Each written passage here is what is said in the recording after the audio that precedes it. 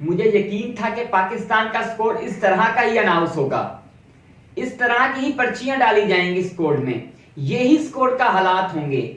जब जब ये पर्चियां चलेंगी तब तब यही हालात होंगे पाकिस्तान के, जो कि आप पिछले 5 सालों से करते आ रहे हैं। एक टाइटल तक नहीं जीता जब तक ये पर्चियां चलती रहेंगी, जब तक ये सिफारिशें चलती रहेंगी, ये घटिया क्रीम जब तक बंदे यहां बैठे रहेंगे, इस तरह की सिफारिशें चलती रहेंगी। आज देखा अहमद दानियाल किस परफॉर्मेंस पर स्कोर में आया, पूरे स्कोर के ऊपर डिस्कस करेंगे 1 बाय 1।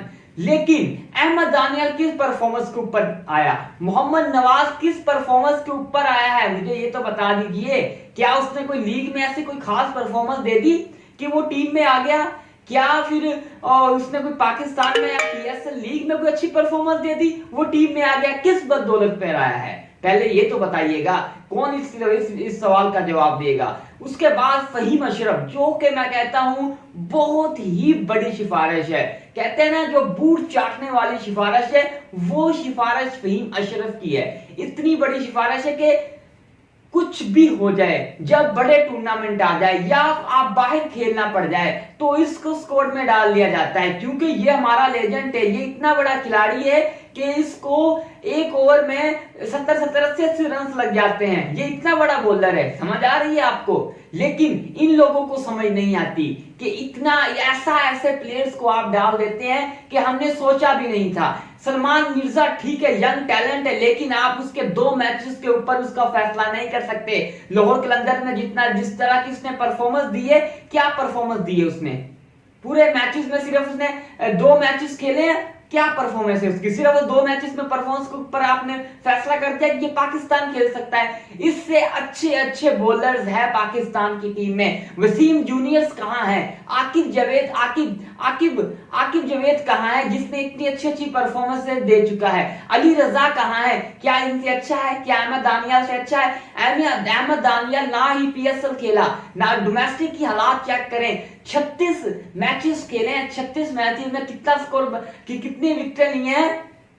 37 विकेट ली हैं। क्या है ये स्कोर? ये स्कोर क्या आप एशिया कप के लिए तैयार कर रहे हैं? ये स्कोर क्या आप वर्ल्ड कप के लिए तैयार कर रहे हैं? इस तरह का स्कोर तैयार करके पाकिस्तानी अवाम को मायूस करना चाहते हैं? क्या क्रिकेट से दिल बर्दाश्त करना चाहते हैं? क्या क्रिकेट को खत्म करना चाहते हैं? इस तरह का स्कोर अनाउंस करने के बाद आपको शर्म आनी चाहिए कि एक टैलेंटेड प्लेयर जो डिजर्व करता है टीम में आना, उसका हक मारकर आप सिफारिश प्लेयर को लेकर आ रहे हैं, सिर्फ और सिर्फ अपनी सीट्स की वजह से, कि हम अपनी सीट्स पर बरकरार रहें, कोई हमें हटा ना सके। इस वजह से आप एक टैलेंटेड प्लेयर्स का हक मार रहे हैं। क्या चीज है ये? लेकिन स्कोर का डिस्कस करें तो स्कोर में सबसे पहले कप्तान, और जैसा स्कोर है उसमें, उस स्कोर में वाइस कप्तान मेंशन नहीं है। क्या है ये? क्या आप कोई ये क्लब लेवल की क्रिकेट चल रही है यहाँ? कोई ऐसी कोई पूछने वाला इनसे नहीं है क्या क्लब लेवल की क्रिकेट है? क्या इसमें कोई वाइस कप्तान का जिक्र नहीं किया गया? सिर्फ कप्तान का जिक्र किया गया है कि भाई कप्तान है सलमान अली आगा, उसके बाद इब्रार अहमद है, उसके बाद अहमद दानियाल है जिसकी कोई परफॉर्मेंस नहीं है, उसके बाद फहीम अशरफ है जो कि एक बहुत ही बड़ी बूट चाटने वाली सिफारिश है इसकी। उसके बाद जो शामिल किया गया हसन नवाज है, हम मानते हैं कि हसन नवाज होना चाहिए था। उसके बाद फखर जमान है, फखर जमान के बाद जो प्लेयर शामिल किए गए हैं साइदादा फरहान, ठीक है, साइदादा फरहान आपने शामिल किए, हम राजी हैं इससे। उसके बाद जो शामिल किया गया है मोहम्मद नवाज, हमें नहीं समझ आई क्यों शामिल किया है, क्या इसकी परफॉर्मेंस है, किस बदौलत पे शामिल किया गया है मोहम्मद नवाज को। तो उसके बाद जो बड़ा, जो कि हम मानते हैं कि इस बंदे को टीम में होना चाहिए था, सुफियान मुकीम। सुफियान मुकीम का बहुत अच्छा किरदार रहा है, जब जब पाकिस्तान को रिप्रेजेंट करता रहा है, उसने पाकिस्तान को परफॉर्मेंस देकर दी है सुफियान मुकीम ने। उसके बाद मोहम्मद अब्बास अफरीदी, जी हाँ, अब्बास अफरीदी का बहुत ही अच्छा रोल रहा है, उसको कम से कम मार पर के पूरी की पूरी टीम में। लेकिन देखा जाए पाकिस्तान की बॉलिंग लाइनअप एक ठीक नहीं है, ये स्पिनर अटैक कुछ बेहतर है, लेकिन फास्ट अटैक बॉलिंग का ये बिल्कुल ही एक कम अक्ल वाला फैसला किया गया है कि बॉलिंग अटैक, इस तरह का बॉलिंग अटैक रखा गया। लेकिन दूसरी तरफ अगर बात कर लें, मोहम्मद हारिस जो कि कहा जा रहा था वाइस कप्तान हो गए, उसको मेंशन नहीं किया गया, सिर्फ उससे ज्यादा विकेट कीपर लिया गया है। साइम अयूब है पाकिस्तान टीम में। तो पाकिस्तान की टीम जिस तरह का स्क्वाड बनाया गया है उसमें स्पिन अटैक है सिर्फ। हम देख सकते हैं कि स्पिन अटैक ठीक है, आपने सोचा है कि बांग्लादेश की जिस तरह की विकेटें हैं उस तरह के हिसाब से हो जाए, ठीक है, लेकिन आप जिन जिन लोगों का हक मार रहे हैं वो लोग कहां जाएंगे? आपने हारिस राव की रिप्लेसमेंट किससे की? अहमद दानियाल से की आपने। क्या अहमद दानियाल इतना बड़ा प्लेयर कि उसके हारिस राव से रिप्लेसमेंट बनती थी? अगर सिफारिश थी तो फिर ठीक है।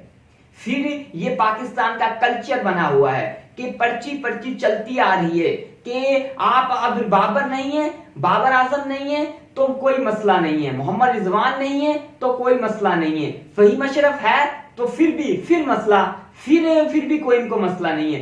तो क्या है इसमें? अगर आपको बाबर आजम से मसला नहीं है तो फिर इस तरह के पर्ची प्लेयर भी तो ना डाले ना। समझ से आ रही है ना ये चीज की? तो ये बिल्कुल ही सरासर गलत है कि एक जो, अगर मैं कहता हूं जिस तरह के स्कोर अनाउंस किया गया है, एक कुछ हैं प्लेयर्स जो कि टिक सकते हैं उन टफ कंडीशंस पर बांग्लादेश की, जहां इतना स्पिन अटैक चलता है। यहां ये T20 में पूरे 20 ओवर्स भी नहीं खेल पा सकते, जिस तरह का उनका बॉलिंग अटैक अपने होम ग्राउंड की पिचेस पर है। लेकिन अब देखना ये होगा कि ये क्या करते हैं इन पर, कि किस तरह की परफॉर्मेंस देंगे। जैसा कि एक सिफारिश कल्चर, पर्ची कल्चर हमने डाल तो लिया है, लेकिन ये अब वहां जाकर किस तरह की परफॉर्मेंस देंगे कि इन्होंने क्लब लेवल क्रिकेट के लिए, डोमेस्टिक लेवल क्रिकेट के लिए है, ना ही कोई PSL में अच्छी परफॉर्मेंस है, डायरेक्ट आपने टीम में डाल दिया। अब ये वहां जाकर अपने आप को साबित कर पाएंगे या नहीं कर पाएंगे। लेकिन खुशदिल शाह के अच्छा किरदार है कि